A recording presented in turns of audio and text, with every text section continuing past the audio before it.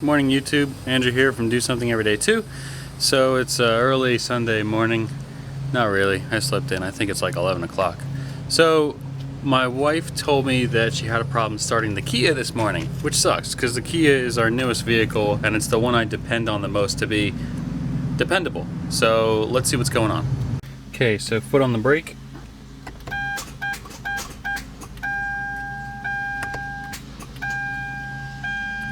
Yeah. Not happy at all, is it?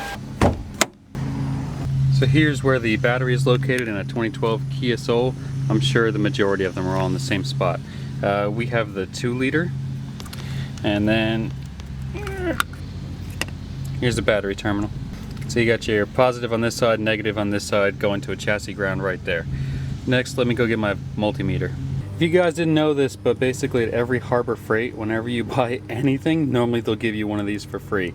Look in their flyers for sales, especially then, because then they'll list if they're giving you a free item or not. Now that we have my voltmeter hooked up, and you can see what configuration the wires are in and stuff, red to positive, black to negative, I'm going to try starting the car so we can watch how it jumps.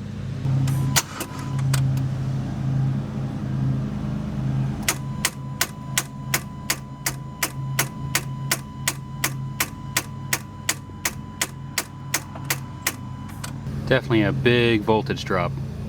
So the next thing I'm going to do is try to jump start the car. I recommend you reading up to learn how a jump pack works. Make sure that it's fully charged, and then give it a shot. Here we go, fingers crossed.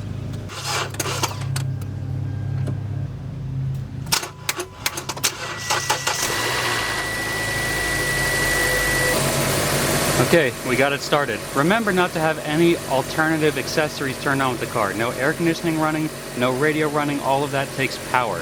So to maximize your chances of actually starting the car, be sure to turn those things off. That's exactly what just happened to me.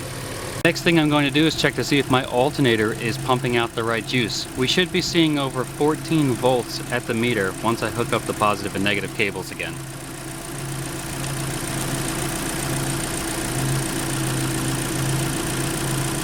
So there you have it. Our battery is getting the correct amount of volts pumped into it, but the battery is not retaining the right amount of volts to start the car again. Knowing what I know now, my recommendation would be to get a new battery. But as you can see, this car, being a 2012 and it's currently 2017, has 91,299 miles. So it has a few miles under its belt, but not a lot of time. We're only a little bit over the 5-year mark. So my next step is to call up Kia, because we have the 10-year, 100,000 mile warranty, and try and get them to replace the battery. In my opinion, there's no reason this battery shouldn't be good for another 5 years. Hopefully they replace it for free. Otherwise, I'll buy a new battery and put the new battery in if I have to. What sucks is that it's my wife's car, so I'm probably gonna have to sacrifice the battery out of something else until next pay period next week, 1 week from now. Anyway, thank you so much for watching this episode of Do Something Every Day 2. I hope that you learned something from it, maybe a little bit more about how the charging system may or may not work in your Kia Soul. Thank you for watching. We'll see you on the next episode.